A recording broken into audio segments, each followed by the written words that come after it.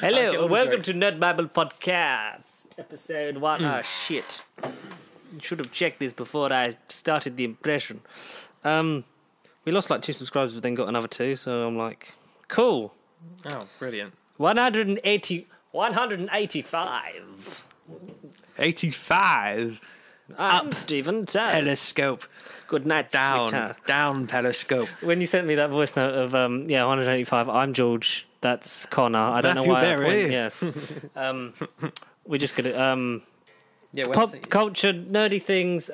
Just all the fun stuff because life is short and you are hot. Is a good line from Blink. Yes. It's a good line. Yes. No, not as good as it was. It was raining when we met. It's the same rain. Like that's good synergy. Oh, Moffat, I miss thee. I miss those days. Yeah, we're going to be talking about Book of Boba Fett. Yeah, because we haven't really covered the first 2 episodes. Yeah, so we're going to sort of do a nice big thing of where we are so far. Episodes 1 to 4. Have you done 4? Yeah, I did. Yeah, so we can do all 4 episodes. We know we're going to deep spoil, but it's a Star Wars show. Everything's a spoiler, really. Yes, indeed. The trailer for Moon Knight did drop. Oh, yeah, and rocked my world. Connor's video of that will be out today when we're recording this, but it's already out. Did you get both parts? I won't lie to you. At the minute. I won't lie to you. I haven't looked. No, okay. I was meant to do it, and then because I was doing some getting ready because we had to skip because we were like clearing some stuff in the garden, and I won't lie to you, I was fucking shattered. I sat down, played Lego Marvel Superheroes 2, and went back to sleep. Well, speaking of Lego, I've gone back to Mordor and Gondor and Boromir all in one sentence. No, I'm playing Lord of the Rings because it's Lego Lord of the Rings. Yeah, because back in November it was like one of the last few games they added to Xbox backwards compatibility. Shit. Like back in December, like it was like a last. It's not on the store anymore, is it? Because of the thingy. No, because of the deal. So I need to find the DLC. I swear I bought the DLC for the 360, but then I can't seem to install it on the Xbox, and I don't know whether it is installed or isn't installed. And I'm like, Arr. That's a shame. Annoying. I might have to try and find that because I am the Lego man. Yeah. I've played it so much that I've actually got over 1,000 game score for the first time in like 3 years in a month. Oh, okay. I'm like above you in the table. There's like, fuck me. Oh, no, I don't play anymore. Movies take over that. But no, speaking of gamer score, I've got the perfect game in the current backwards compatibility sale. Have you ever heard of a program called Avatar Legend of Aang, which of course everyone has? Yes. Burning Earth. You just stand in the corner, mash the B button, build your combo meter, and you get 1,000 game score in like a minute. It was one of the notorious... How much is it? It's literally £2 in the Xbox sale. It's like £3. Maybe I'll do that. Just for gamer score, just... Yeah, one of those games which were notoriously easy for achievements and gamer score points when it was relevant. So, first, so that we got. Okay, we talk about Toast. I mean, not Tinseltown because I'm not. I won't spoil you on Tinseltown because it's no, I want to get there. Beautiful, and we'll talk about the peril of the BBC animations of Doctor Who. Well, Doctor Who. Yes, but first we'll carry on. So we were as we were. Games. Because I've actually just had the time to sit down and play. Not on my Series X, which is there. Still on my 1X, so it's still 4K ish. Yes. It's better than It's just once I get the setup sorted and that, so then everything will be good because I'll stream on the Xbox Series X in here. The more powerful console in here. More powerful than you could even imagine. Because Microsoft stopped making the old one. Stopped those production on the one. Oh god. Makes sense. It gets to that point every time, but it's weird how like they're doing that when 2 years into the new cycle of the generation of consoles. Yeah. Hardly anyone can fucking buy them. No. We're lucky enough to have both, so count your blessings before you hatch them. It's nice playing Xbox again. I have missed it a lot. But I used to rinse the shit out of it. Oh, I know, I was with you, but then honestly, since like I don't know. Remember when we used to play Battlefield? No, Star Wars Battlefront 2. Yeah. Walking around getting them fucking kills as Krennic. Dengar. 2 kills as Krennic. Oh, Dengar. And Greedo. Lando. Someone who is in the Star Wars universe, but we'll talk about him in Boba Fett later on, is Matthew Berry. Matthew Berry. Who we kind of went nuts on last week, really, didn't we? I don't know. I've got reason to go nuts on him this week because So George, I don't know if it was before this podcast or when I first met you at. I kind of did when I first met everyone. You just said Matt Berry, and I was like, "Who's this?" Who? And who? I did it once with Benedict Cumberbatch. Who? By the balls. By the ball sacks. 20 minutes. No, I had it by the balls for half an hour. No, now I'm actually. You haven't watched Series 3? Well, that was where I was up to initially, and I can't remember how far I got. I never finished it, and I did kind of just put it on. You never finished what? Just to say I watched it. You haven't said the title.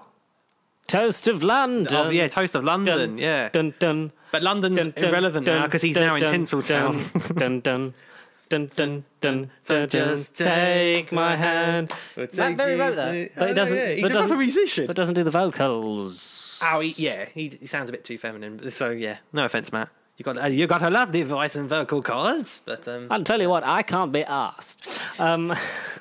Yeah, so Toast of London was a situation comedy on the 4th channel. The 4th channel of 2013, 2014, 2015 for the 3 series. Have you seen the pilot initially. episode? Yeah, because that's 2012. That's is it listed separately? No, so that's bundled in with Series 1. That's why Series 1 has one more episode than all the others. Oh, what 6? What Series 1 was originally 5? Because Must have there been. was 6. Oh, okay. Have I? Must have been. I don't fucking know. Yeah, so the pilot was in 12, and then it was 13, 14, 15. 4th series was commissioned eventually in 2017.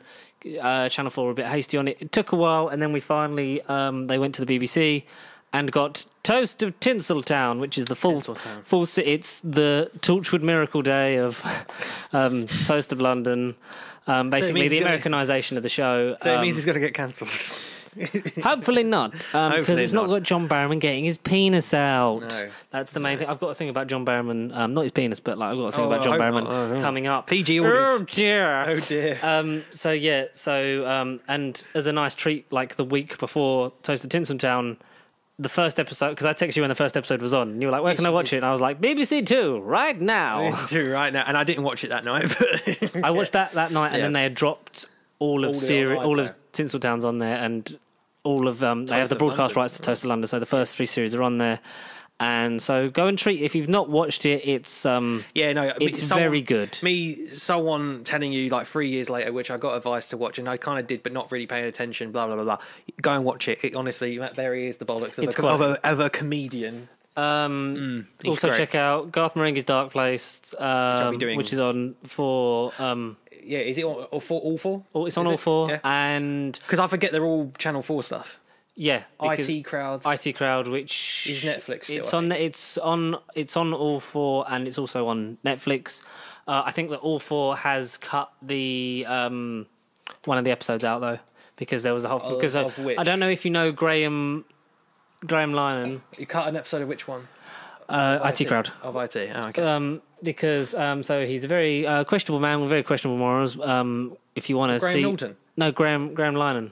Graham Linehan, who wrote the IT Crowd, co-created that, Father Ted, things like that. Okay. A man with some very horrible views, especially about the trans people. Oh, very controversial basically, lines, like he's come out and said some stuff, and in previous interviews, I've probably mentioned it. I don't condone, like, it's similar to the J.K. Rowling thing, but like, he's actually like, well, you know, I'm not going to get into the thing of like who's worse, because I can separate the art from the artist. Like I can still enjoy Harry Potter because it was such a big part of my life, and I really do love it without, you know, thinking of too much of like, but Jo wrote this and she's a TERF. I won't be going to see anything new out of it, just like I won't seek out anything new of Graham's work, because bit of a prick. So basically, if you I don't suggest it, but go and look at his Twitter if you want to see the whole kind of shebang. Debacle. Yeah. There was one of the episodes written, so it was IT Crowd was like 2000, I think it was like a 2008-ish episode, was basically about Matt Berry's character Douglas. Father! That's all I know. I've seen that scene, that's all I know. Father, no context. I'm honestly here, works Papa. so good for Matt Berry. I don't know why. Yeah, because so basically his character replaces his the character of his father, who was basically a very similar role. Like, if you've seen IT Crowd, You haven't? I have seen when and I tried pieces. to watch it before the first season, but I didn't get very far with it. Yeah. So, like, first season's his dad, and then the second season, like, he's basically it's his dad's funeral. yeah, that's where. Yeah. And then he comes in, and it's very similar thing of like. So basically, the guy wanted to leave, and then Matt Berry takes over and is the new. I'm the boss, head honcho, Lord of the Rings. I forgot what we're talking about. Lord of the Rings. It's sort of like my first exposure to Matt Berry because I've watched IT Crowd when it was on. Basically, there's a episode in one of the series with him that he goes on a date with this woman. Turns out that she used to be a man and stuff like that, and it ends with them having a punch up. There'll be no more getting shit faced and watching the telly, April. It's over.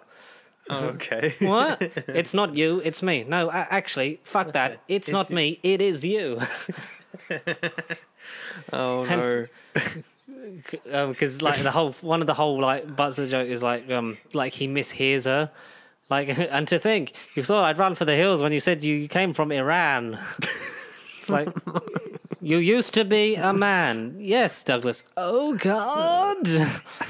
Like that whole thing. So that one I don't think is on all four. Oh, that's the one that's but cut. I think it's on Netflix. Okay. So like you can still watch it in the box sets. Yes, it is questionable in all media ages at some point.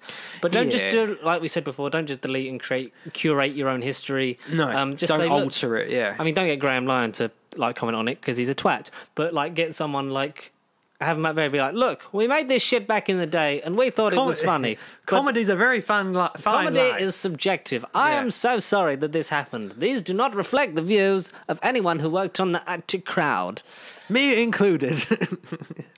Me included. Yeah, so that's good. Watch that. Watch What We Do in the Shadows on Disney Plus because that's Absolutely, because fucking the amazing. movie was amazing. Yeah, last birthday was incredible. The series is better. I think. Is Taika involved in the series? Or I think he's a producer. Right, okay. I think he might have directed the pilot as well. Oh. And because season 3 came out like October, November this year, didn't it? Last year. Yeah, last year. Yeah. This year. And good. it's got very rave reviews and it's been continuing, isn't it? Yeah. It's not cancelling. No, it's not cancelled. It's carrying on. It's very good. Kay Van Novak in it as well, and many other people who are fabulous because it's one of them shows where I just haven't learnt everyone's names yet. Yes. It's like fair enough. It's like I like this shit. It's great. That's good. Obviously, but Toast of London is the series we rounded all the way back. Just to link back to the Graham Linehan thing. Basically, a co-creator of Father Ted with Graham Linehan is Arthur Matthews, I think that's his name, who co-created Toast of London with Matt Berry, who recently did an interview where he basically backed up Graham Linehan. So get in the fucking bin, Arthur Matthews. Boo. Not like condoning his behaviour, but just sort of going like anyone who sort of comes at him's like a bigot, and it's like you're a fucking idiot. But luckily, we don't see his face. We just see Matt Berry in Toast of. Can't you get not to spoil our behind the sets? Can't we just replace your face with Matt Berry's face on that little? Well, like in real life, I'd love that. No, we can get some because when we start Twitch, our sounds are gonna be basically like Toast / Dark Place / IT Crowd. Matt Berry related. I'm on board with. For most of season 3, just goes can't be fucked. Can't be of fucked. What We Do in the Shadows. Can't be fucked. Watching Toast properly. Yeah, absolutely properly. Yeah, jam, marmalade, Marmite, all the flavours, peanut butter. Absolutely, each episode. When did you get to the point where you were like, okay, this Fuck show? me, I've been an idiot. Please go the fuck to sleep.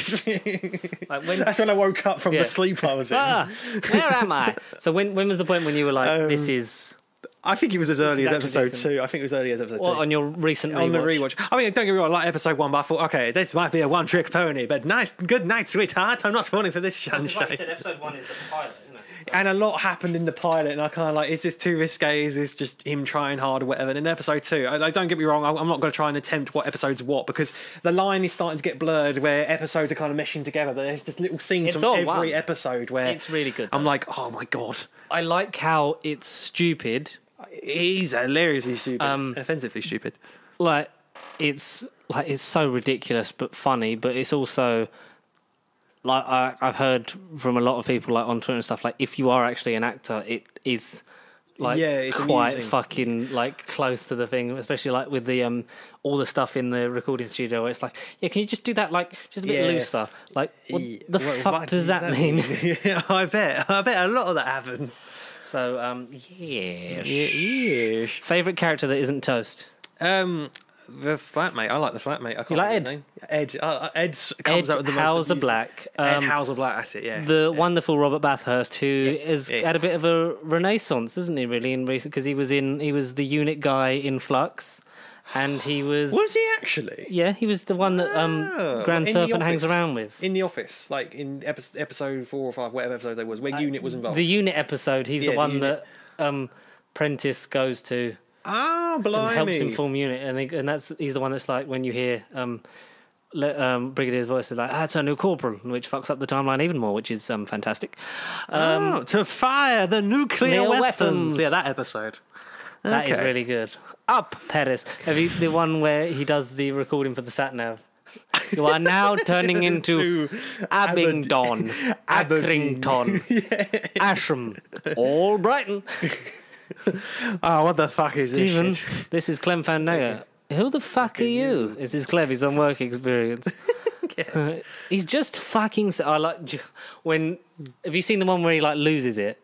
Like because they proper take it like it's one of the like Shut tedious the things. fuck up, Clem Fandango, and your fucking made up name. yeah. You made up name. When he says something, he's like, "Oh, come on, Plato, enlighten me." Like Clem, briefly on Toasted Tinseltown in a non-spoiler way. No, of course not. No. Episode 1 is the closest you get to a continuation of Series 3 because that's when it's all like, in England you get, Ray's there, Mrs. Purchase, Ed's in it as well. The one, have you seen? Well, the one well. If it isn't Stephen, hide your wife because I'll fuck anything toast. That one where he's first having an affair in season 1. Quick, hide in that cupboard. It's just a cupboard in the middle of the room. And then it falls down. Hello, I'm Stephen Toast. He's just got his shoes. He's got his shoes on. High socks, like pants and a fucking I've blanket. now understood it that much. Like even my mate at work who knew Matt Berry from Boba Fett and knew him from Disenchantment, from voicing Prince Mortimer as the pig, which I've seen like only a couple of him I in watched there. the first. Well, it was Season. a volume, not a season, wasn't it? It was yeah. like a volume or something. I did not care for it Too much. a lot. No, I liked it at the beginning. know. I was like, I've completely forgot to watch it, and I was like, Exactly, well, yeah, that's that's passed me. by. That's me. Fuck off. But hey, this will be the toast of London in like 2 years' time, and then I'll rave about Disenchantment like years too late. But no, so he loved Disenchantment, so he knew Matt Berry from that, and then he obviously is a Star Wars nerd, so he was like, I know that voice as Prince Mortimer or whatever his name is in Disenchantment, and then I told him Toast of London. He went, this has been on my watch list for ages. I need to watch this, and I just hadn't got around to it because of The Witcher and blah, blah, blah, all this shit, whatever he said. And then I told him about it. He's literally last week, I've really watched Toast of London. And then even he's like, oh my God, Clem Fandango, I can now quote this shit in like a day. He loves it too. Yeah, He's loving it. That's good. Who's that? Alex, the guy. We haven't met Alex. No. But no. But Alex, well done. Good taste. You're a legend, Well yes. done. He knew Matt Berry from before, so... Ray is in it for more than one episode. Because obviously you can't just not have Harry Peacock in one episode. So, No. But he's good. Are most of them in Tinseltown, or is it only like a couple? Or They're all... So, like, Jane's in it. Ray's in it. Ed's in it. He cameos a couple of times. So, like, so basically it starts off with him, like, in the flat and in the records and everything. And then the first episode ends with the title card of it switching to London Tinseltown, and then the credits roll. Because I'm on the plane to the United States. Good luck, Toast. But Robert Bathurst is in it. The sets are recreated very faithfully because obviously it's been 7 years? 7 years since the last series went out. Quite a long time. And it's, BBC now. They've Jane's office is done very well. Ed and Stephen's flat is done very well, but just from one angle. Oh, okay. They only show it from one angle, so it's I don't think there's anything on Budget. that side. The Colonial Club is they just sort of guess, and but one of the patrons of the Colonial Club who's always in at the bar. like is always dressed as Tom Baker's Doctor Who. Yeah. He's full on like front and center in a frame, like when he's so basically the first episode is like he owes loads of people money, and like he's just like front and center in a proper like what looks like a proper Tom Baker costume, because it's like fuck, we got this in the cupboard.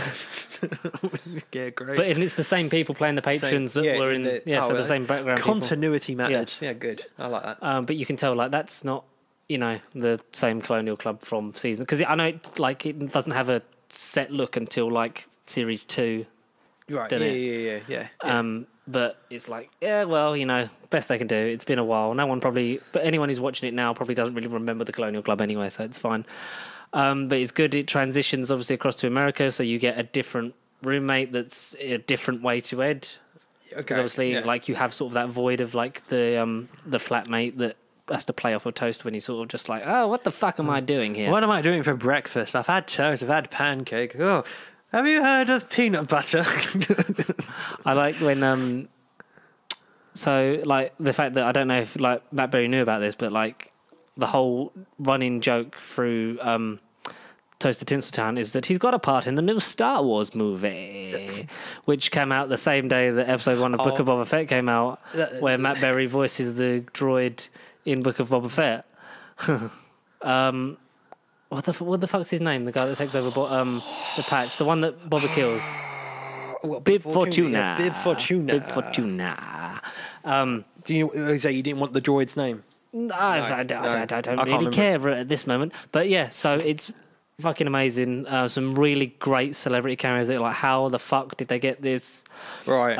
If you know your locations and your productions and your studio knowledge, you'll know that most of this was not filmed in America and it was filmed in the UK, because a lot of it is studio bound with projection, which is a bit of a shame, because obviously like COVID's gonna have had that effect on it, because some of the best stuff at Toast London where is just like out on the town, really sort of like embodies you within the whole world, because it's like it's a commentary on London itself in parts, the way that like you see and feel like he's actually there and like living it, whereas it's believable. Like, it's maybe some of it was filmed there, but a lot of it's like this is a studio, this is a set kind of thing.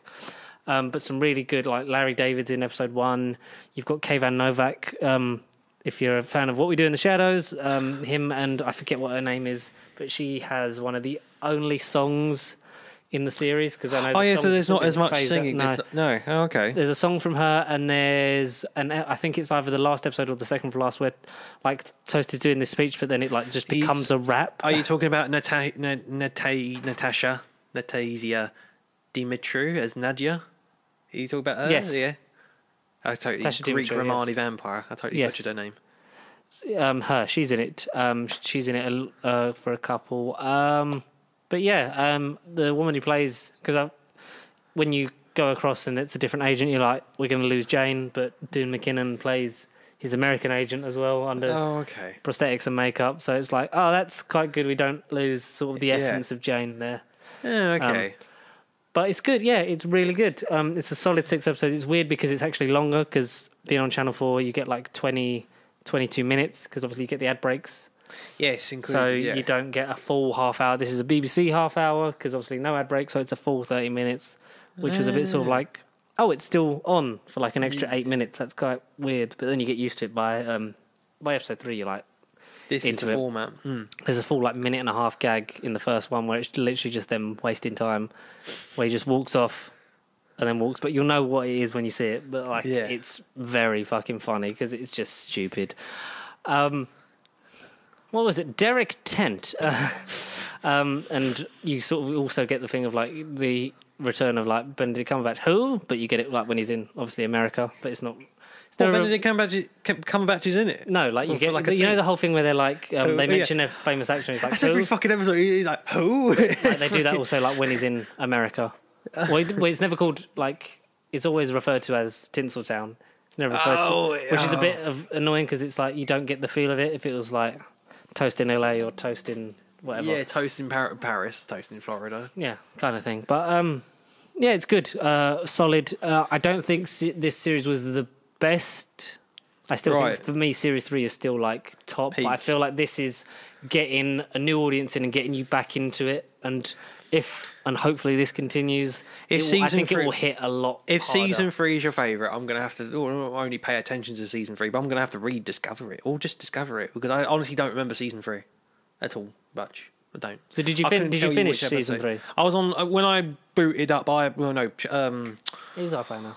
It's off on Netflix. I think it was Netflix when I found it months ago. It said season 3, episode 4. It was episode 4. Yeah. I was like, oh well, don't remember. Let's go back to the beginning, sunshine. And this was months ago, and then it kind of fizzled out because of life. And then literally this week I was like, Netflix, oh shit, it's not on there. And then I went on BBC because of Tinseltown being on BBC, and the first thing came up, Tinseltown, and I thought, shit, where's London? Where's Toasted London? And I found it, and I've been watching on there every night. Yeah. But no, honestly, it's only been since last Wednesday, and I'm, it's sad to think I'm almost at the end, but I've loved it. Yeah. Every night it's got me through, like 2 or 3 a night. It's like, oh my god, this is hilarious. It is, and it's so easy to watch. It is. It really is. It is fantastico. Something else that is fantastico is the trailer for Moon Knight. Oh my goodness me! You've already seen Connor's video in the past. Yes, because I'm literally doing it after this. I'm going to edit it and do it properly. But we'll talk briefly about what we are excited for with the Moon Knight. This was a really good trailer. I think this is my favourite MCU trailer? Disney Plus series trailer. Absolutely, because we know bits and pieces, and if you want to read into the character, then you can kind of piece together the plot. But honestly, he doesn't read to the casual eye. People will look at this and go, "Eh," but, in a good way. Yes, it'll draw intrigue, and that's all it's doing, and it all needs to do appropriately right now. Did you ever think we'd get to a point where we'd actually see Moon Knight adapted for the MCU? No, maybe another 10 years. We got full on Mark lucky. Spector. Like we're getting Moon Knight, She-Hulk, and Miss Marvel all this year. Which is crazy. That's insane. Absolutely crazy. Out of those 3, I think the most likely, if you were asking me 5 years ago, I would have said She-Hulk, like at a push, but I wouldn't have been banked on it. Yeah, because it would have just been a thing of like, we've had Hulk, so that would be the next. Yeah, I completely get that. But after 2021, after a year of nothing, which in retrospect was quite nice because we had that break, we got some of the best MCU stuff. Yes. Of the whole run of the MCU, I think. You've got certainly Spider-Man No Way Home, I think, for obvious reasons. I think it's going to ride a lot of nostalgia. Absolutely, yeah. And I think that on a rewatch, I think it's going to have less of an impact because it's not the best Spider-Man movie ever. It is the best sort of climax of a story, and feels as far as the Tom Holland movies goes, I think for his character, ignoring the obvious nostalgia bait that this movie may or may not have, and if you know what I'm talking about, then you probably know what I'm talking about because it's already been a month. It's a month old already now. No Way Home is officially over a month old. Yes, so, and next month they start the promo with Toby and Andrew in it. I feel like who? Who? Yeah, who? And rumoured to have an extended cut put into cinemas, which is like an extra half hour long. Apparently. Wow. No confirmation yet. But that's kind of rocked my socks. But if they do that, then I think it will break 2 billion, which would be nice because I want it to go above Jurassic World. Please. At least. I want it to be solid top 5. Because isn't it above Titanic? It's number 8 or something at the minute, or I might be wrong. I think it's number 6 or 7 now. I think. Oh, shit. You carry on talking. I'll find it. I'll Google the list. So what we're talking about, best MCU works from last year, really. So yeah, No Way Home for obvious reasons, but then as far as Tom Holland's movie goes, I think it's the best out of his 3 that he's done. In terms of the best Spider-Man movie, like in a movie that's just about Spider-Man, I think Homecoming is still the best for that flavour of actually having a friendly neighbourhood Spider-Man. Homecoming which we are definitely going to get in the next film. That's what I'm looking forward to, and also it'll be Homecoming too. I hope John Watts isn't directing it because one would be nice to give him a rest. It'd be nice to hear a new voice, and it'd be nice to have him not in the middle of a tug of war between Sony and Marvel. I know it's less of a tug of war now because obviously they're gonna. I think the plans are to negotiate on and on and on because it makes all the money. Yes, and they know that that's true. But also with the way that No Way Home ends, it leaves it in a place that if the deal ends, they can just pull it out. It fits. And it's one of the main reasons I'm looking forward to seeing John Watts directing Fantastic Four because it will just be this is a Marvel project. This is my project. You do what you want to do because I think he's so far the only. He's the first director to complete a trilogy. No, first director to complete a trilogy. Yeah. I would have said Favreau, but I forget he didn't do. Didn't do 3, and the Russos didn't do 1. Yeah, exactly. Cap. Yeah. So And thankfully, Joss Whedon didn't do any more films after Age of Ultron. I was going to say Taika Waititi didn't do 4, but he only came along for the last one and arguably the best one. Ooh. Well, yeah, the only best one. Yes, and he and so basically, like, he's the only one to do that because he beat James Gunn too. Because if James Gunn hadn't gone fired, then that would have happened. Yeah, but he feels like the least sort of flavorful. Like each of them has a flavor. Like you can, it's a Guardians of the Galaxy is a James Gunn film. Ragnarok is a Taika Waititi film. Civil War and Winter Soldier are Russo brother films. Yeah. Like you feel it, you feel them in it, and the Homecoming feels the most like his flavor. Yeah, absolutely. Yeah. But then it's the constraints of Iron Man, like the Avengers, the whole Mysterio thing, the multiverse, like having like to integrate it with that with the Sony and the universe, and clearly in like No Way Home, he never had a chance of putting his thing on it. Like Stamp there is on it. Yeah, absolutely. I think you get it once the mind wipe happens. I think there's sort of a thing of like this is his Spider-Man. This is my Spider-Man world. Yeah, yeah. But unfortunately, you've probably had it for a grand total of about an hour out of the trilogy. You've had it for a good 45, 50 minutes in Homecoming before the constraints of Avengers Tower, The Vulture. Tony Stark did all of this. Yeah. And then you've got Quentin Beck, Mysterio. Tony Stark did all of this. Yeah, and Dark Ark, Green Goblin, cameo number 1, cameo number 2, cameo number 3. The only thing he probably wrote cameo was 3, cameo 3, the best one, and it was probably the only bit he wrote was probably Aunt May's death, unfortunately. Yes, and the death of the chair. It's unfortunate that he has 2 female characters in that film, and one of them has to die for their point to have an impact on him. But that's the Uncle Ben moment for you. So that's why I would like to see him. Well, before anyway, we're talking about best of like the year. I was briefly literally going to mention John Watts. He's doing Final Destination, so he's going to go right away from family-friendly superhero movies and he's going to a scary horror thing. I think it's a horror. Shang-Chi for me was at the high point. Surprisingly high point, yeah. Shang-Chi was I amazing. was more excited for Eternals going into the year, and I came out of the year with Shang-Chi. If it was a year where Spider-Man didn't come out, Shang-Chi would have been. Yeah, absolutely. I agree with that. Yeah. Eternals, good, very good. I rewatched it since it came on Disney Plus in IMAX mode. The IMAX mode is shit because it's like a Chris Nolan film where it changed every frame. It's like IMAX, normal. IMAX, widescreen, IMAX. It's the deleted scene in IMAX. That's the question.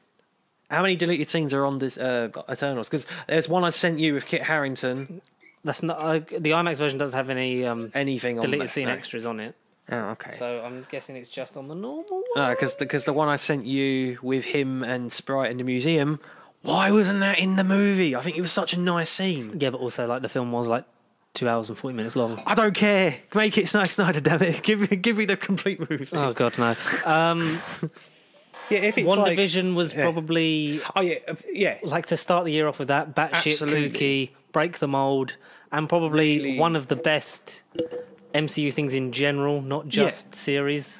Absolutely, yeah. At that point, absolutely. This time last year, WandaVision was all the hype. Falcon and Winter Soldier was a bit crap after that, just because it was samey, and like you see the writing constraints. Yeah, you see the pandemic have the problems. Yeah. Loki was good, was really good. I think it's dropped down a little bit for me, just in terms of what it has to play in the role to come. I think season 2... It's a bit too open-ended at the minute. We still don't have any indication whether... Well, not just that, I think it was just I get the arguments. It was this was... But it was so well-written and so well-acted. It is slept on, but it is also a thing of no, I get... It's not the best. No. But for me, it's a personal thing of mine. So if I had to do my top 3 of the shows, it would be WandaVision at number 1, Loki at number 2, number 3, and at number 2... I think it's Hawkeye. Oh, Hawkeye. I think the least ambitious series. Yeah, the one I was the least looking forward to all year round. It almost felt like they learned from everything of what happened with the series is always as long as it needs to be. They learned from the Netflix stuff of let's not just make it 13 episodes. Yes. You've got 9, you've got 6s, you've got an 8, you've got a 10 in She-Hulk. That'll be interesting to see how that pacing-wise works out. Yeah. But Hawkeye was just a nice, tight 6-episode event over November. Did it a lot better than Doctor Who managed that. years somehow, and there was you had no returning flux. character. Like you had Kingpin in it. You had returning stuff. You had new stuff, and you got to make Clint Barton A likable feel guy. like a more complete character. Yeah, it was great. yeah. I loved it. And I understood his whole, and Haley Steinfeld's perspective of, you don't have to be superpowered to be a hero. I look up to. That's the why normal guy. she looked up to him. Like that Yeah. whole thing of when she's in the most famous scene in Avengers. the Avengers. Yeah, Coolest scene where he's like. From her What perspective, if made it better. was I I liked it the appreciated least. the anthology episode concept to begin with, Yes. and I wasn't expecting going into it to be a story arc finale. No, because I think Right. that's the one thing that sort of went. It worked for it, and also worked against it because it's like, Yes. what if is always. Is this happens? It's And an normally when the anthology decision comic, yeah. changes, everyone just dies and everyone's miserable. But here's a nice little running thread to sort of wrap it up to. And I think some concepts were very Fresh, poorly handled. poorly handled. Yeah. But then some of them were fresh. Some of them felt nice. I think the Doctor Strange one is still the best episode of that series. Absolutely magnificent. Far from strange. The, Far from the strange. zombie stuff was, in retrospect, it was a bit shit that we sort of got all that stereotyping again, and well, I make jokes and stuff when I'm nervous, and then like, why is Peter like really happy to make the video when he's then just like, yeah, no, I'm really sad that everyone's dead. It's like, Tonal, all the tones all over the place for that one. I think there were some jarring performances, especially from fucking Dominic Cooper as like 1940s radio presenter version of Howard Stark. Yeah. Like, I appreciate it. It looked gorgeous. It was well voice acted, but I think the writing and some of the concepts just didn't land. Like the Killmonger one, I think that was the weakest. Yeah. Not terrible. Like, it's not. No. awful, All these episodes are watchable. but that's about it. Yeah. Apart from, I think, was there like 9 episodes? Yeah. 9. Because we had the Scrap Sakar one, so it would have been 10. So I like. But coming in season 2, I imagine. Because I think they said they were coming. But then in, it's a bit pointless. Yeah, if it comes it in is. season 2, 'cause it's like, If it's a story arc, it's like, oh yeah, you can. If it's an extra, you can watch it on its own. Don't affect season 2 in one. Yeah. Maybe. I think Captain Carter did the thing of like introducing the format the best. Yeah, it was Here's the fresh. thing: this changed. Okay, so I'd say Doctor Strange, the Star-Lord, T'Challa one, and Captain Carter are probably my top 3, and maybe the only one. I enjoyed the Avengers all getting killed by Hank Pym, Yeah. Who, Knives Out, but PG. but that was about it for me. That was like, Yeah, what you got from it? yeah, that's I got the most enjoyment out of it from those episodes. Like I liked 4. The 4 one. the Thor part. Yeah, that was good, but it just sort of felt weird. It was like, didn't it link it a bit? And then here's a standalone one again. Yeah. But then the Watcher, I like how it ends with the Watcher going and see. What? Wait, what the hell? Yeah, what the... Yeah. And the Ultron stuff, wasn't really. I liked it, but like looking back on it and because I've rewatched it and it was like, yeah, this is not the greatest. Like, it's still like with the rest of the MCU, like the films, there's still a minimum level of storytelling and filmmaking that is, and I don't think it's ever any lower than like a 6.5 out of 10. Yeah. Bare minimum. Yeah. Okay. Yeah, I get that. Yeah. But no, but Hawkeye for me, like, least risk, but quite a big reward. It had some payoff. Yeah. Only to have Kingpin dead. But anyway, moving on from that depressing topic. He's not dead. Do you see the body? No. Exactly. So that means he's a zombie in Echo. He's a Walking Dead in Echo. It's zombie. They wouldn't bring back Charlie Cox and Vincent D'Onofrio on the same day in 2 different projects and not just have them to meet kill again. them off. Also, I'm a really good if lawyer. we're going to talk about how perfect a casting Charlie Cox, Vincent D'Onofrio are as Kingpin and Daredevil, when are we going to talk about how Mike Coulter is a perfect Luke Cage? Yeah. But some people, in the audience are going to go, who's Mike Coulter? And to that, I say, go on Netflix. To that, I shit thee nay. Moon Knight looks gorgeous. Oh, Oscar Isaac is finally getting. Well, I was going to say his film, but that was Dune. His TV show now is going to at least be, I hope, surpass WandaVision in terms of quality, and just do something do something unique, brave, bold, and something quite morbidly dark. I love it. I can't wait because we're basically getting MCU Batman Yeah. but like he's a mental. He's an Egyptian monster mummy god. Yes. I got one of the because there's the comic panels that go like everywhere on Twitter. Like once it was originally announced and stuff like that. The whole Dracula owing Moon Knight money and shit like that. You've seen them kind of things. Yeah. So there's one that was on today. It's a different one that I don't. If you know which comic it's from, please let us know. So it's a Moon Knight and it's the Punisher, and so it's Moon Knight going. I wasn't once an Avenger, and then Frank Castle's like. Everyone's been a fucking Avenger, Mark. I woke up last week with a hangover and an Avengers badge. Dracula's probably been a goddamn Avenger. No, he hasn't. I've checked. Because there's that whole thing that he's got a problem with Dracula. Maybe Moon Knight will link with Black Knight and Blade's adventure. That would be a nice sort of tie-in. Oscar Isaac, Mahershala Ali, and Kit Harington. And multiverse in a Nicolas wacky Cage. medieval sci-fi thing. Multiverse Nicolas Cage as Ghost Rider. Add him. Ghost Rider. Ghost Rider. Ghost Rider. No, because there's an elevator scene. You see a little sticker of a skull on fire.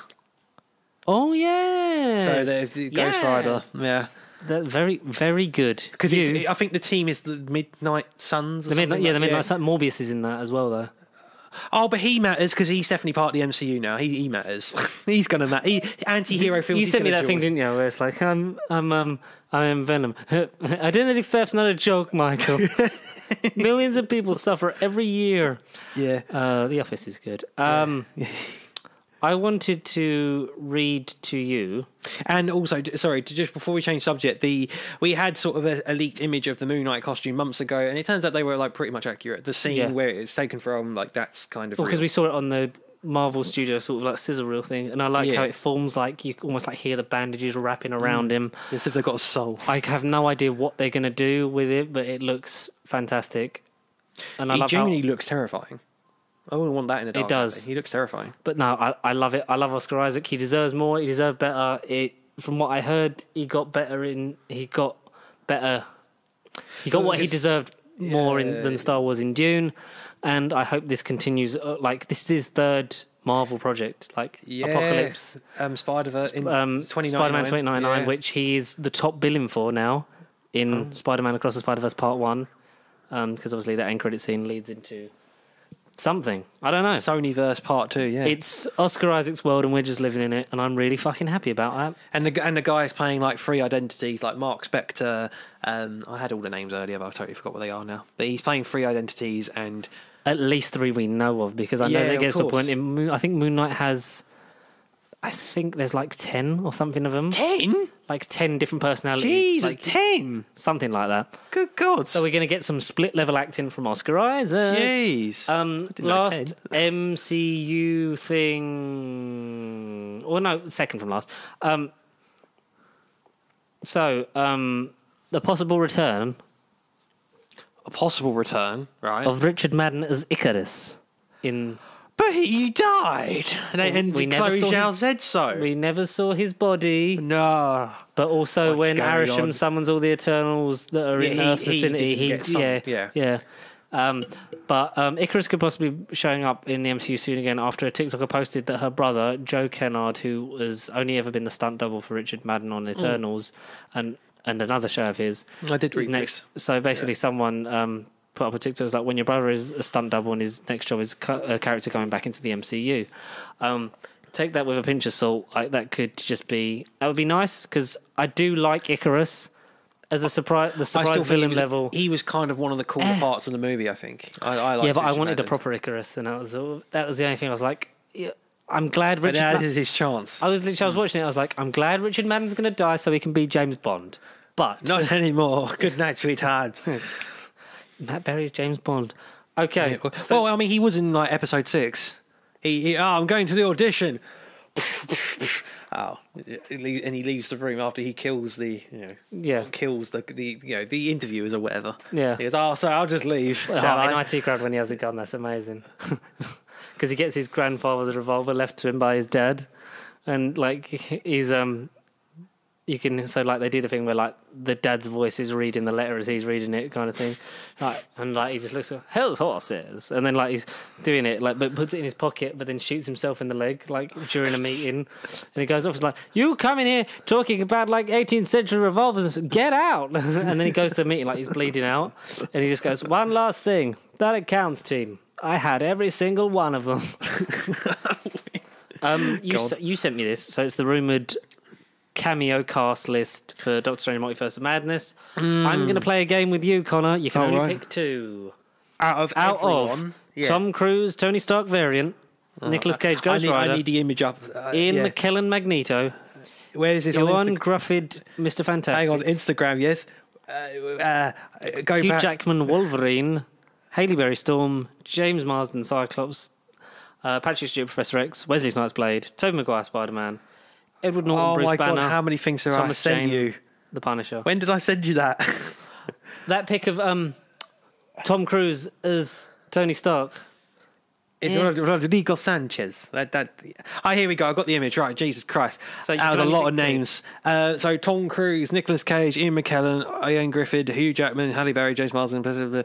Okay, so you can only pick two that are definitely in it. Good night, Maguire. You've had your 2 seconds of fame. But that one would make the most sense in terms of like strangers met him and Raimi. Yeah. Yeah. Oh, I think for story reasons, like a year ago we were discussing Magneto in WandaVision, and I think for a story reason. But would you want it to be Ian McKellen? Why not? Nothing against Ian McKellen. Or Fassbender. Either or. Fassbender is secretly hiding behind McKellen in that photo, so I could take either or. They're both in the photo. They're just at different points in time. Thomas Jane, no. Edward Norton. Do you not want Thomas Jane Punisher? John Bernthal first. John Bernthal as MCU Punisher. But right, I'm saying okay. if there's... Because what we're going to get in terms of these cameos are variants that we're never going to see again. Or not at least 99% of the people that cameo won't be... This is then the character in the MCU, because Hugh Jackman's No. Yes, he's been working out, but he's not going to get jacked up for Wolverine. Same as again. Wesley Snipes for Blade. Same as Wesley Snipes. Oh, Wesley Snipes scares the shit out of me.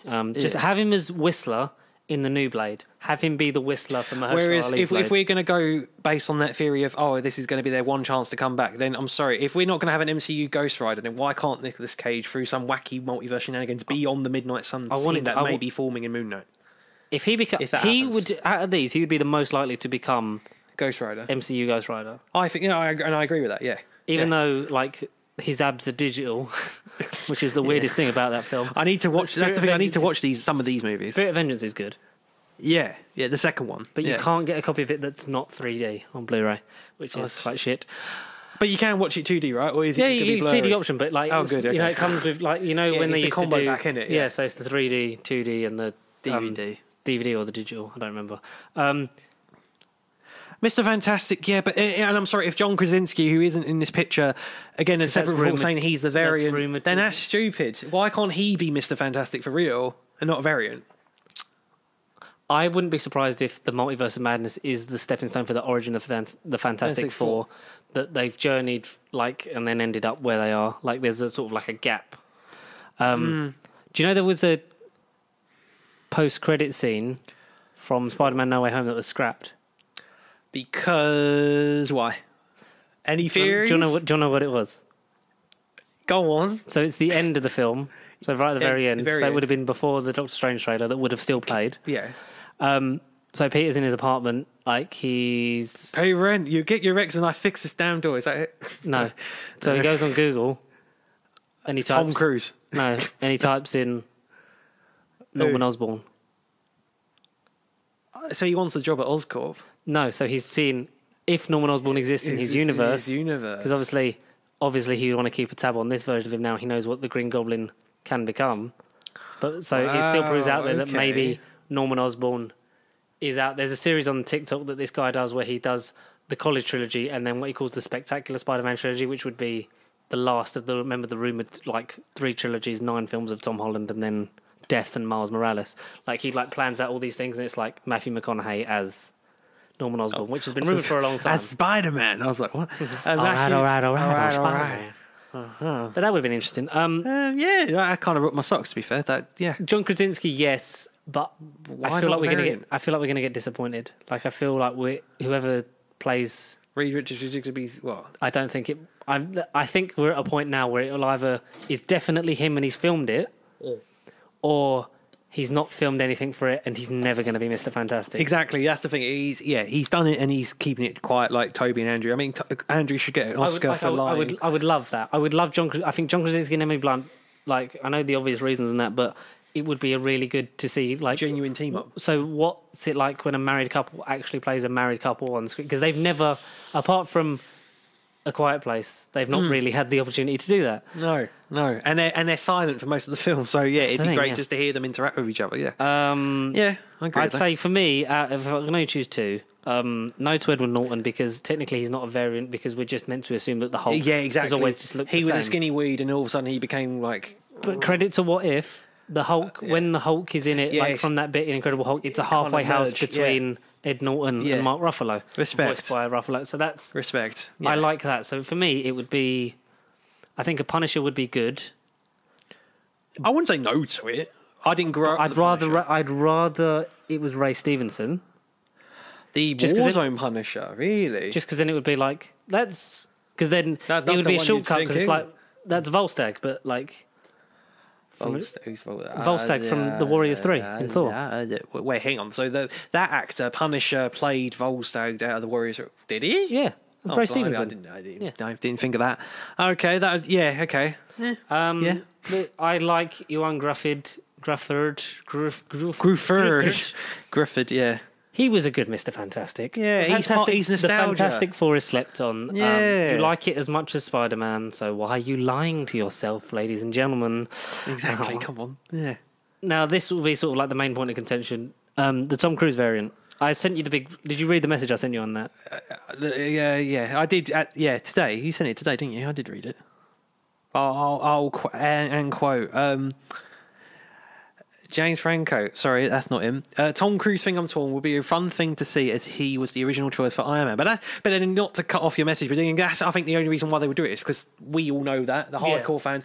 People will go to that cinema and go, when was Tom Cruise ever Iron Man? And that's the thing, us nuts will be like, oh yeah, because he was the original choice. No one else in that audience would get it. But in terms of, because like the rest of it, like I go on to say... Tom Cruise will go, he's also pretentious as fuck. Unlike Toby/Andrew, this wouldn't mean anything. Yeah, because we've not seen this Iron Man before and no connection to him, so it would mean about as much as the actors doing the play about Loki and Ragnarok. The alternative F4 Ghost Rider Hulk rooms would make much more sense and mean more. Oh yeah, I agree with all of that. Because we've obviously seen him in a film. Yeah, because we've seen them. Yeah, because like you said, it would be, he was originally meant to be Iron Man, but for normal things it would just be like, Tom Cruise is Tony Stark, but then it would be like, is he replacing Robert Downey Jr.? You'd have all those kind of things. Yeah. I don't doubt that one day in the future we will get a Robert Downey Jr. cameo. Kevin Feige promised me Scientology, and for that I am replacing Tony Stark. I am Iron Man, damn it. And maybe I'm in love with Katie Holmes, and I'm Iron Man. Yeah. Oh, what an interview. I'd say Hugh Jackman and Professor X. If you're just doing a thing of like, here's the X-Men. I think the Nicolas Cage Ghost Rider one would be the most fun and the most likely to. I'm just kind of in your universe now, and I'm just going to stay here. I mean, it'd be fun, but I don't personally care because I didn't watch Ghost Rider or Punisher or even Blade, but I really enjoyed Blade. But we know we're getting Blade, so it doesn't matter. Have you watched all three Blades? No, only the first one. The second one is the bollocks. The second one's good, and then I know the third one has got two wrestlers in it, and it is ridiculous. And it's also got Ryan Reynolds in with weird sideburns, isn't it? Yeah. Here's Ryan Reynolds before he got Green Lantern, and they're going to joke about Deadpool 3. Yeah. He's got a joke about all of his roles in Deadpool 3. I've been in all these movies at once. Even at Telstra in London, but I mean, let's not talk about that. The rest of the X-Men, I don't think anyone in the X-Men other than Wolverine would make any Magneto or Professor X. Yeah, those three make sense. Yeah, I'm not being funny. The last time we saw Halle Berry v Storm, she said "fuck all" for Days of Future Past and got stabbed through the stomach and thrown off a fucking Great Wall of China. And James Marsden wasn't a good Cyclops. Well, no, it wasn't written as a good Cyclops. He's a great actor, and he's really good in Sonic, and he's in Superman Returns. He's there. Just a shame that Bryan Singer directed it and that Kevin Spacey's also in it. But hey-ho. Your dream cameo. Not on that list. Your dream one for Multiverse of Madness. Oh my God! Again, basing on last year, Michael Fassbender as Magneto, and then Evan Peters again, but for real this time, and Aaron Taylor in a scene together. Because we've had Toby and Andrew on screen. So Why can't we have two versions of her brother? You want this to be the basis of mutants. You think mutants are going to... Yeah, because we had this chat wanted to reverse ago. House of M, which I don't think we're going to get, but would be... No. But even if this planted the seed for that to happen in like the next Avengers, okay, maybe the events of Westview triggered a reverse House of M. Even though Doctor Strange is like, oh yeah, we won't talk about it. No, it needs to be talked about. I reckon he will, but it's like, look, we'll talk about that in the post-credit scene. But like right now, for WandaVision season 2, House of M, Avengers versus X-Men, coming on Disney Plus in 2024. I like that we're not having the next if an we're Avengers talking about, movie in this phase. Regardless of phases, and we're just jumping way out the gun, so probably 2027, 2028, the next Civil War movie where we get all of them in one movie will be Avengers versus X-Men, to then team up and then fight Kang the Conqueror / Galactus in Avengers. Fucking, I've run out of titles. That's just a random thought. But how do you get to Avengers? But how do you get to Avengers versus X-Men? Fucking Multiverse of Madness. It should be. Maybe. Something like that. I don't know. It could be. It should plant the seed, at least. Planting seeds is what we do. Just like the seed has been planted that the Raid remake is happening at Netflix and Michael Bay's directing the Raid. it. With Gareth Evans and Patrick Hughes. Not needed. Reboot that is not needed. The Raid and the Raid 2 especially in terms of its fight choreography is some of the best shit you'll see on film. Right, yeah. I haven't seen the Raid, but yeah, I know the ones you're on about. Yeah. Don't do it, especially not with Michael Bay directing it. Hell no. Oh, it premiere on Netflix. Oh, okay. Yay. The Santa Claus is getting a sequel series with Tim Allen on Disney Plus. Oh, is it? Where it's going to be him and his kids are grown up and he's got to look for his replacement because he's getting on, he's losing a step, and it would be... I think it's going to deal with the whole fact of, Santa disappears like when he kills him in the Santa Claus. What actually happens? So it's like he's going to be like his family are looking to move back to the real world and live like real lives, and so he's got to find a replacement so that then he can stop being Santa. Which that's going to be a nice sort of little end to that thing of it, which is just a nice little thing there. Some DC stuff we'll touch on before we hit with the Doctor Who animations. Yeah, sure. Because I want to know about that. So Joss Whedon recently did an interview where he sort of broke his silence on the whole Justice League thing. I don't know if you saw it. I didn't know. No, I think I read a headline. Basically, he cut down. One of the main takeaways he cut down Cyborg's role is because it didn't make the storyline to him made no sense and bad acting. Whoa! God, hold the fuck on. So he came out on the defense by going on the attack. Yeah. A lot of people like Gal Gadot, someone who works for her clearly made that weird graphic where it's her, and it just says like statement about Joss Whedon or something like that, and then it's an image of a graphic that has her statement on it, and then it's like dash, and it's like Gal Gadot. It's like, so who did this for you? Like that's a really weird way of doing it because it looks like an inspirational quote from like the past. But basically, like, it sounds it. She would never. She would not suggest to her peers to ever work with this man, and she never plans to work with this man again at any point in the rest of her career. Basically, some things, because Joss Whedon's a piece of shit, and I don't know if you saw. So James Gunn liked a tweet. This relates back to Justice League. Yeah, that was about Pete Davidson getting shit for being cast in the Suicide Squad, but like the tweet goes on to then say about like how they're doing it better, like the last one was shit and better director and a better writing team, blah, blah, blah. So people saying, like, you're liking this kind of weird shit, and it's, like, quite egotistical. And he's like, no, I am. Like, James Gunn's had some shit in the past with social media and things like that. We know we were there when he got fucking fired the first time. And basically, he was like, oh, no, whether this is true or not. I read on and then obviously, like, unliked it straight away. But obviously, like, people have seen it. Like, I've got nothing against David and what he did with his version. Like, I just did what, Warner put to me and let me do. What I wanted to do. Yeah, let me do my thing. So there's no hard things on that. And Ray Fisher went, like, quote tweeted it, like, cool, now you explain these, like, tweets you've liked. Like, explain this. And it's a like tweet from Alan Tudyk Oh, right, okay, yes. Say basically responding to like Joss Whedon stuff. Say like I've known Joss like I don't really believe it, to be honest. I've known Joss for a long time and I never would expect that or know that of him. And so he like James Gunn would like that. Okay. And then James Gunn, to be fair to his credit, like responded to Ray Fisher and was like, no, absolutely. I've spoken to like Alan about this as well. Like Alan, like he commented on it without knowing the full extent and things, because it was like when the allegations started to come out. So basically, like he didn't know everything. Like with me, like that's me essentially commenting on something that I didn't really know much about, and that's and basically like apologise. Like I didn't know the extent of it. I'm obviously like I wasn't there and stuff like that, but like what you went through in that, it's as much as I know Joss Whedon, blah blah blah. That's a bad thing, and so he's been on a bit of a rocky road. People are definitely up for cancelling James Gunn for some reason, but just let him make Peacemaker and Guardians of the Galaxy 3, and then Peacemaker is still not available to watch in the UK. No, they're trying to sort something out. I've heard March. On what exactly? Provide the people with the info we've all been dying to know. It was... is it probably Sky or something? I think it would end up being Now TV, but then there's other people that are fighting for the distribution the streaming distribution rights in the UK. But, it's whenever HBO Max pulls its finger out, I'm going to not buy it.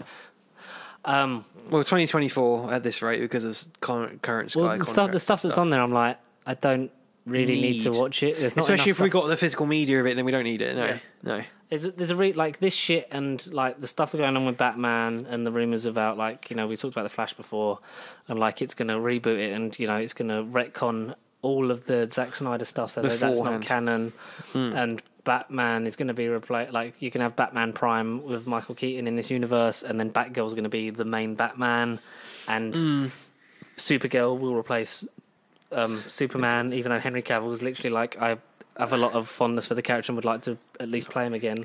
No, but then he's got 7 years worth of The Witchers that he's committed to as well. So that's the awkward thing about that he's situation. Such a good Superman who's not being given the ability to be a good Superman. Like he's one of the coolest actors working today. It's why I'm sort of done with the DCEU. Like I'm done. Yeah, I'm off the train. It's a headache. Yeah. Like I tried. Like Lord knows I tried. Like I like about 4 films in the DCEU. It's Shazam, Suicide Squad, not in any order, The Suicide Squad, Birds of Prey. Yeah, and then Wonder Woman's fine. The first. The first one's fine, apart from like definitely the last not 20 84. No, not 84. The rest of it getting when you've got 2 different versions of Batman v Superman, the Suicide Squad, because on the home media release you had like the Ultimate Editions or whatever, and you've got 2 very distinct different versions of the Justice League, and you don't know what's canon anymore, and Warner Brothers are trying to edit out some of it but then still keep some of it, so you're going to keep Ezra Miller as the Flash but then take out Affleck but put in Michael Keaton, but then there was a Robin in this universe, but they've said that Michael Keaton's Batman is not the same Batman as Val Kilmer George Clooney Batman. So now it's just you've got the Tim Burton too, and you've got the other. How does this fit anymore? Like they're trying to make it fit, even when like you got Gal Gadot saying like the pre-production's beginning on Wonder Woman 3. Yeah, where does it fit? Jesus Christ! They should have I know they tried. The Arrowverse should have been the foundation for the DCEU. I know they tried to do it a different way. They should have done it the way they were going to do it, which is like Justice League and then introduce is the only way they could have done it. But like, you should have just copied Marvel. You should have had Man of Steel, the Batman, a Batman movie. Yeah. Like you've got the Batman's going to be off on his own in another separate thing. Yeah, exactly. That's not linked to it unless 10 years later, like they throw him in a cameo in like The Flash or something, just to really. Oh yeah, I know. Post-credit scene to The Flash. I'm vengeance, not Batman. It's like, oh no. Like you should have done a Man of Steel, a Batman, a Man of Steel 2, a Wonder Woman movie in that bit, and then have them all because it's not bad to copy that bit. It's just what you do with your films and the storylines you go on. You don't have to have Darkseid be the Thanos of your phases or whatever. Yeah. Like, I'm done with it. I really can't be asked with DC anymore. I'm done with it. I'm seeking out, the more and more I hear and see about the Batman, the more I'm like, oh, they're just really trying to be like the Nolan trilogy. Why can't it just be a bit more fun and goofy? Because yes, it's dark, but Clayface is a villain in the comics that's never been done on screen because he's fucking batshit. Not literally, to pardon the pun. Batshit, yeah. Oh, Yeah, it but hurts. and I mean, I'm You're not wasting good actors. Sorry, good Prediction- actors, good characters. I know the Riddler Shit is stories. banking to be the villain, but what if in a twist it isn't the Riddler, as we know? Because the Riddler, he looks like a serial killer in this. And he has a very Joker and all of a sudden moment from Dark Knight. and all on of a the sudden TV he screen. turns to clay. And it is Clayface. So it could be anybody. Oh, just, Really? I'm done. Like that's it. So like if that had been its thing Have of you the s- DCU Batman, it would have been fine. But I'm like, Have you seen Willem Dafoe talking about a Joker too, though? yes, that was where I was going to lead. Oh, were you with actually? that. Okay. Oh, okay. So yeah, like I didn't, as you know, I didn't really enjoy the Joker because it was a bit pretentious and up his own arse. And Todd Phillips is a twat. Joaquin Phoenix was great in it, yeah. but the film's absolutely. a pile of shite. Despite the fact that Yeah.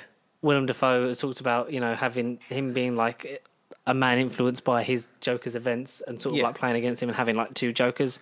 That would be good. Well, I think that's where the sequel would have gone anyway, providing whether it was Joaquin or whoever. I think that It was where it inspires was the going real to go. Joker, but Yeah, then that was where it was going to go. Bruce Wayne fights, because otherwise it would be like Bruce Wayne punching a 60-year-old like Joaquin Phoenix Yeah. when he's eventually of age to punch people that are mentally ill, because that's what Batman does. He punches the mentally ill. But then he doesn't kill them like Ben Affleck. But He you don't kill them. look up to him. Oh, Batman can kill. Who gives a fuck? Yeah, that Like Batman whole thing. canon. It's not canon. Like Yeah. we're going to be creative. We're going to be led by creatives, but we're going to have Zack Snyder direct like 4 of them, and then And then the fifth one, the then we're most just important one, don't matter. But then also, we're just going to dump him off in the court. Like, I know the unfortunate thing happened, like, with his daughter and that, but then it's like after that, we're like, yeah, we're kind of done with that anyway, because the films have been, like, performing poorly and stuff like that. But if it had just been coherent, you'd have had different direct, like, why not give, if he wanted Batman, just give Zack Snyder Batman. Speaking of Batman, Have someone else do Man of Steel. Have Patty Jenkins still do Wonder Woman, because it's on the whole a really good film apart from the last 20 minutes, and the CGI is questionable as fuck. Like, it is, yeah. James Wan's a great horror director. Aquaman doesn't utilize a lot of his strengths apart from like some of the dialogue. The Trench is straight out of James Wan's head. So why didn't it go ahead? Oh, cancellations are galore. Yeah, exactly. No, I totally The agree. guy who with all directed that. Shazam, fantastic. Once they like gave up trying to build the universe and just led more into let's just Solo do some more territory, wacky yeah. characters. Yeah. It worked. Like Shazam's great. Birds of Prey is slept on hard. Birds of Prey was a fucking amazing DCU movie. It's not the best, but like it's this is what we should have done with her in the Suicide Squad, but it's done well, and it's female creatives like behind, like directing, like writing, producing, female stars. Like it's great for Hollywood in general, but It's also original, yeah. it's a fucking slapper of a fucking action movie. It's great. The Suicide Squad, one of the most perfect, just stand like you can. I could watch that and have that be the only DCU film You I've could seen. watch, yeah, totally, yeah, I And agree. I'd get Suicide it. Squad. Mm-hmm. But like, it's fantastic, and I don't care anymore. What if that was the first movie? That 2021 Ballsy. Suicide Squad was like the first. For the rug pull alone of like, this is it. This is your team. Joking, they're all dead. Yeah. Here's your team. Yeah, it'd be bans. It'd be bans. I can't. Yeah. So you do your thing on. I was literally, I don't know if this is exactly legit, but he literally just come up on my phone. The Robert Pattinson's Batman, whether universe it's canon, non-canon, Warner Brothers' latest production of Batman will have a runtime of 2 hours and 55 minutes. So it's literally just under 3 hours, and that's without I don't even know if I want to see it. Ultimate Edition bullshit. Like I'm getting to the point of like, if I see any more thing of like the toys where it's like, here's Gimp Man the action figure for your kids with the Riddler stuff. It's like, what? Like I was really excited. Like the first trailer's great. Yes, And then amazing, as solid. we got towards the second trailer, and since then it's been a bit like, oh no, they're just trying to do Chris Nolan again, because like that worked in the early 2000s. Do it again? Just no. People are sick of the same shit with Batman. Am I going to see the Flash? I don't. At this point, I don't think I am. I will probably go and see the Batman.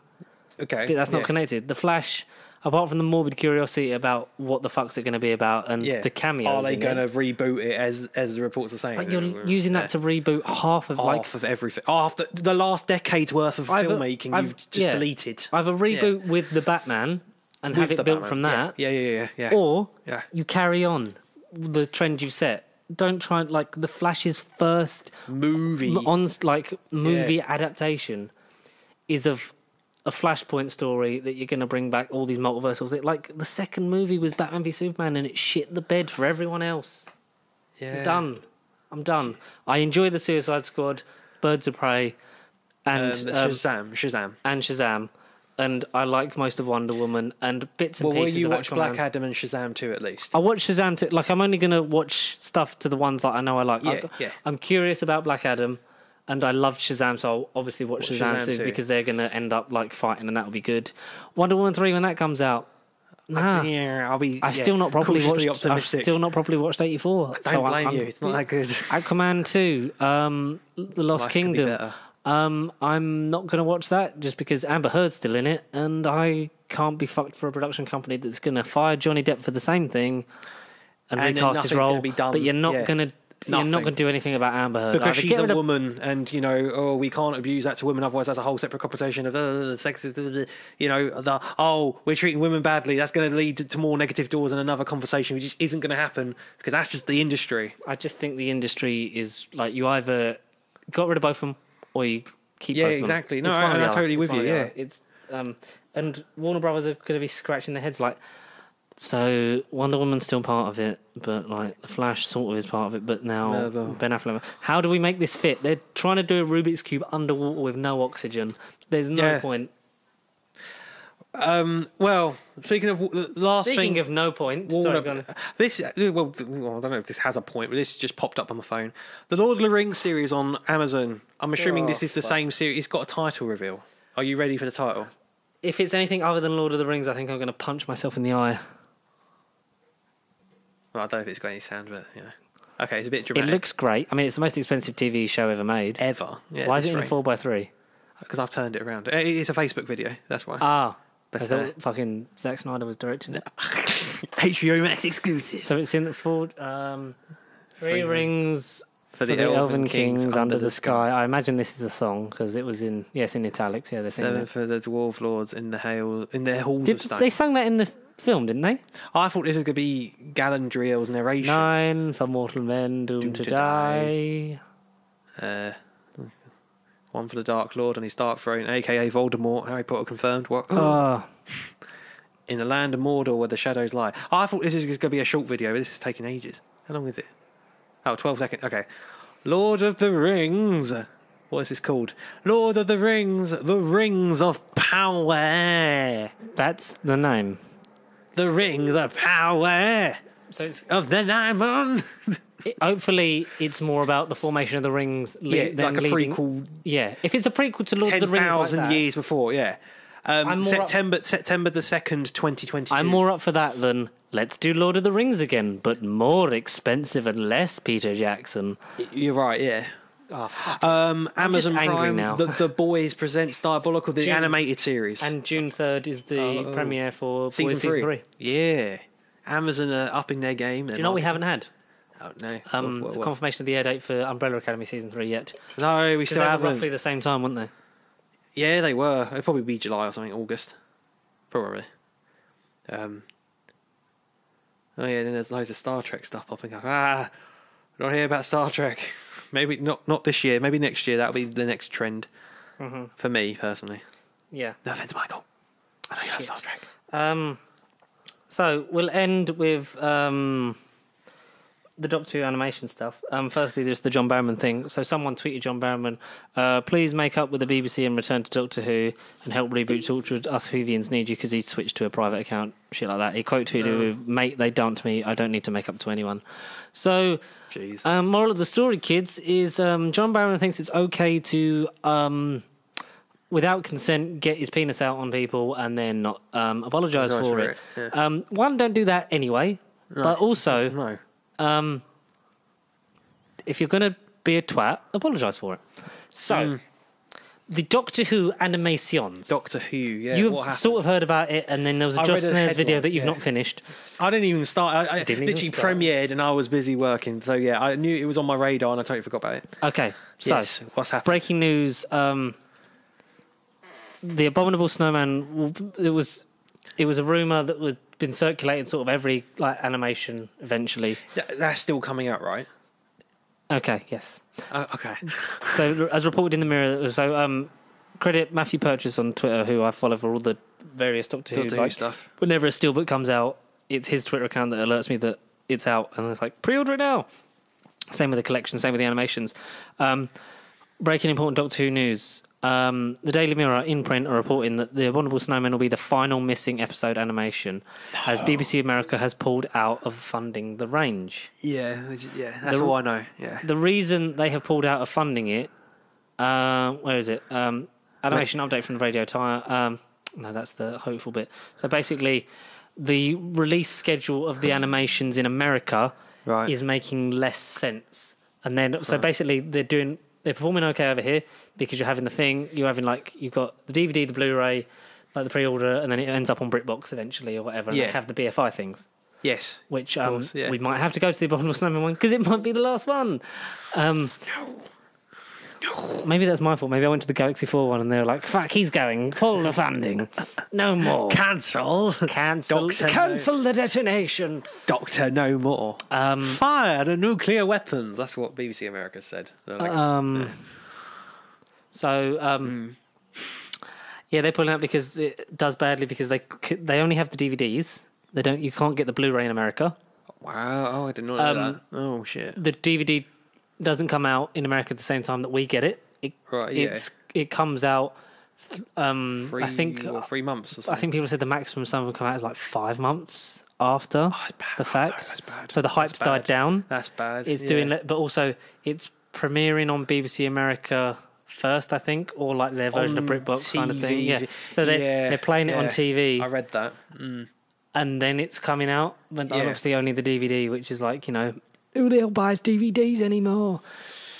So you can't get the Blu-ray version, so the sales have been really poor. So it's like we're not putting our money into this when they're not getting any money back out of it. Of course, because obviously BBC Worldwide, they have to get the funding to then do that kind of stuff to put it through because obviously the whole TV license issue is a thing for another episode because the BBC might just not exist before 2030 anyway, so we'll kind of we'll talk about that next week. Okay. Because I feel like we've had enough negativity and I kind of want to end. I've got a funny thing to end on, so that might cheer us up. So there's that, but also in the Radio Times there was an update saying radiotimes.com understands that Doctor Who animations are not strictly cancelled for definite. Yeah. Though BBC America has pulled out, BBC Studios is actively seeking another partner to work with for future productions. So there is hope for more animated specials in the future. People are debating whether it's gathered enough money for BritBox to do it, whether Sony acquiring Bad Wolf and being part of the funding for and the production for the next series would then... Sorry, gaming. We started off. So Microsoft have acquired Activision, and there was a meme going around that Sony all they have is Spider-Man. Now, Sony, get Doctor Who in the palm of your hand and help Doctor Who out. Doctor in distress. Well, the Doctor is in distress. La, la, la, la, Sony, la, you can have more than just Spider-Man. Help out Doctor Who. Save the brand. They spent 10 billion less than Disney did on Fox. For Activision and Blizzard. Yeah, they did, I know people are moaning, why, having a gaming studio then exclusive to one console, it's but their games sell well on that console, so why would you not try and secure your personal future of, this is what we're going to get out of this working? And I wouldn't be surprised if you're going to get them have a deal with Sony. Yeah, exactly. Those kind of things that always work out, where Sony pay to have it distributed so that they can use it on a PlayStation. I don't think you're just going to acquire them. They are ours. Yeah, Blizzard and Activision aren't just going to be on. They are mine. Yeah, there will be a thing where you can. Oh, we can actually get it because Sony are paying a percentage to have it distributed onto a PlayStation system after a year exclusivity deal or something like that. Yeah, something like that. Yeah, they get it first. They get the exclusive thing on it first for an amount of time, but then it does come out on PlayStation. Yeah, it's a very good point. Very smart. The hype has died down. Yeah, very smart. So there is hope for it. It's unfortunate because obviously I think season 4 had 2 Space Pirates, which will whoever got that question in Who Wants to Be a Millionaire a week is yes, it was the last missing episode. On a technicality, that Invasion of the Dinosaurs and Mind of Evil and a couple other Pertwees had their colour episodes wiped immediately after broadcast. Yes, it's a missing episode on a technical, and I know the episode exists in black and white, but technically it wasn't the last missing episode. But anyway, yes, I've been watching a lot of them. I hope that it carries on because like we've filled a lot. I mean, I know like Web of Fear wasn't needed because we had it, but like they're all sort of. They've added something to it, like, but it's saving me money because I don't have to buy the steelbooks anymore, which is great. I still, they were nice. I still haven't ordered the Abominable Snowman one, to be fair. I hadn't, no, but I might. Maybe that was the problem. Maybe because we didn't pre-order it, like, fuck it, we'll just give up. They're not buying it anymore. Will this affect the Doctor Who the collection? First, initial reports that I'm hearing so far are that it's not gonna directly affect. The collections. The collection. At the moment. So we'll get hopefully another year worth of collections, and then this time next year will be the collection's in the air. But yeah, not to jinx it, but Chris Chapman, who works on a lot of the documentaries for the Who sets. So on Twitter, still talking about like planning and doing like Who documentaries as far as he knows. So there's not. There'll probably be some stuff for the Abominable Snowmen and whatever. Because it's been ages since we've had an announcement of a season coming out, so yeah, it's been a while. Yeah, we'll see. We don't have any. There was a big gap between 24 and 17. Yeah, and we haven't had any more obviously since 17. No. Hopefully, it doesn't affect it because it's nice to sort of be the completionist. It feels like Doctor Who just. I want to know how many collections we've had because out of ideally all 26 seasons, but 20 actual releasable ones. Yeah, how many out of 20 do we have? But while George is pausing, I urge you to go down to our Patreon page in the description below and help save the Doctor Who BBC animations. I mean, Patrick Troughton only has, 2 or 3 more, or maybe the 4th if you count the Unthought Menace that didn't get animated, left to be animated. And then, I Want Celestial Toymaker at least done for William Hartnell. So we're halfway through. No, we've got 16 left. Okay, but out of 20 available complete seasons, there's 10 left. Yeah. 16, if we ever get there. Yeah. Oh, I forgot. While I was in there, I should have got this. Oh, no. Uh-oh. Keep talking about the animation. I hope he doesn't do a John Barrowman. I hope he doesn't, get his penis out.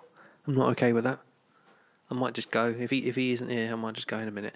But yes, animations. I Want Celestial Toymaker next, and he's got some. I see Doctor Who, and I think I know what they are. But he's got some Doctor Who related memorabilia in his hands. And hello. The Doctor Who figures from Character Options, the B&M waves.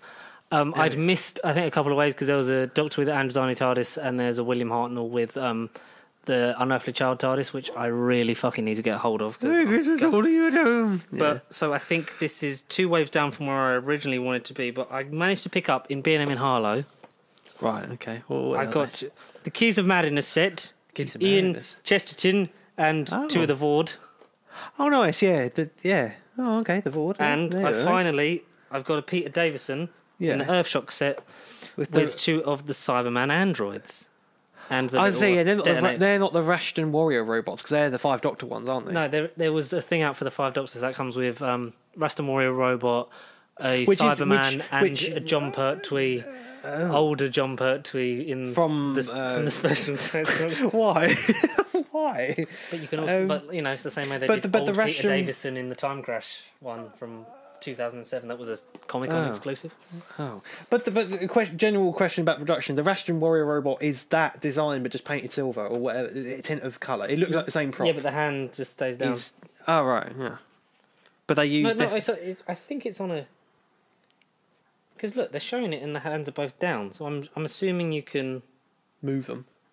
The hand must be on a tilt. I don't know. I will open them and unbox them. We must flex them. But yeah, because I think they're from 2 different waves. I think that's the wave before this one. Oh, okay. Obviously, Davison was in a wave with the which I saw.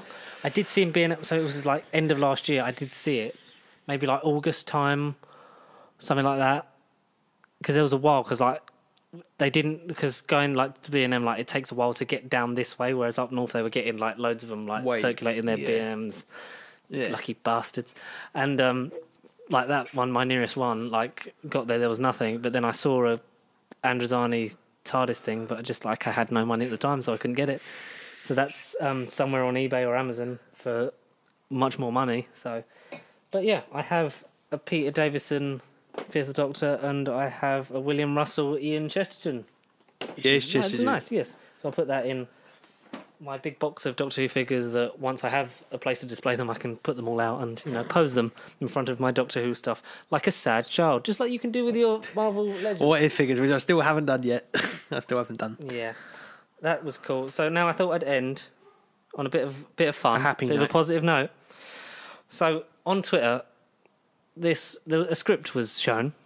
A script. So basically, someone had put however many issues of Batman into an AI, and the AI then wrote a script. Oh, okay. You know those Batman. things where they put the thing in, program it, absorb it all, and then the AI can make its own thing of it. Yeah. So I thought What's I'd happened? end. What's happened? I'd end by reading this to you, and you could judge it on it. And this is literally the last thing of the episode. No, okay, no. Yeah. So you did this, or you found this? No, so this is what someone did. So they put it all in, and then the AI has written the script, and they put it on Twitter. Right. Okay. What happens? So it's written like a traditional script. So Batman interior traditional Batcave.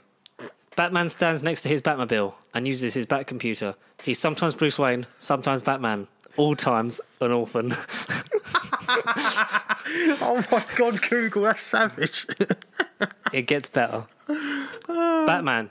This is now a safe city. I have punched a penguin into prison. Alfred, Batman's loyal butler, carries a tray of goth ham.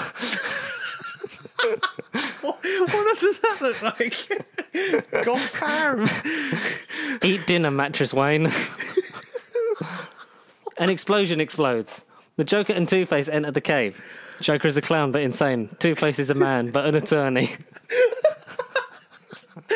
Wait, he's part of the Eternals. What? He's an eternity. An attorney, like a lawyer. Oh, an eternity. That's what he is, isn't he? I heard eternity. Jesus. Okay, I'll make Batman. No, it is Two-Face and One-Face. They hate me for being a bat. Yes. Batman. I forgot this bit. Okay. Oh. Batman throws Alfred at Two-Face. Alfred flips. Two-Face flips Alfred like a coin. Alfred lands heads up, which means Two-Face goes home. Best way to defeat him. It is just you and I, the Joker. Bat versus clown. Moral enemies. Yeah. The Joker. Cool. I am a freak. Society is bad. You drink water. I drink anarchy. Yeah, okay, yeah, that's fine. Yeah. I drink bats, just like a bat would, says Batman. Batman looks around for his parents, but they are still dead. Spoiler alert, that's never going to change. This makes him have anger. He fires a bat rocket. The Joker deflects it with his sixth sense of humour, a clownly power. What the fuck? The Joker. I have never followed a rule. That is my rule. Do you follow? I don't. You sure this isn't made by Bing? Hang on. This is. Oh, Batman. Alfred, give birth to Robin.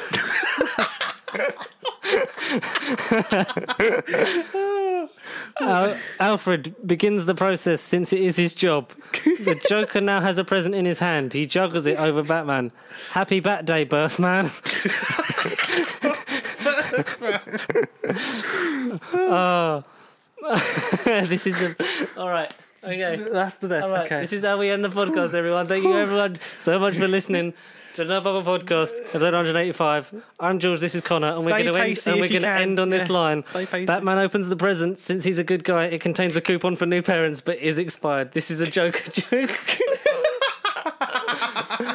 Oh, good night, everyone. Good night. Stay pasty. NoBubbaContent@gmail.com if you want to email about that script or send us one. Yeah, people, instead of leaving us comments, send us dodgy scripts like that. If you can make Bing, Google make automatic things like that, please spam us with all of those. If you want to follow us throughout the week, Pasty Sheep across Facebook, Twitter, and Instagram.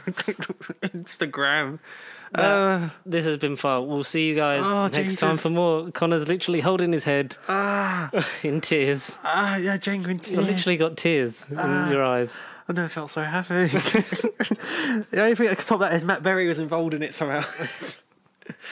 Next time I'll read it again in Matt Berry's voice. Oh no! What was? Why? Why? What was that?